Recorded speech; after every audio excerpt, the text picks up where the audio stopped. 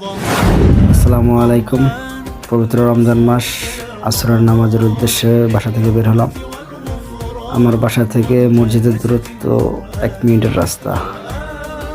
এই আমাদের পাশের কবরস্থান, সাথেই প্রাইমারি স্কুল। এই যে বাচ্চা কাচ্চা খেলাধুলা করতেছে, সবাই নামাজের জন্য যাইতেছে, আমিও যাইতেছি। এই যে আমাদের মসজিদ, এখনই মসজিদে প্রবেশ করব, আসরের নামাজ পড়বো ইনশাআল্লাহ। شهر القرآن ليلك ذكر وقيام ونهار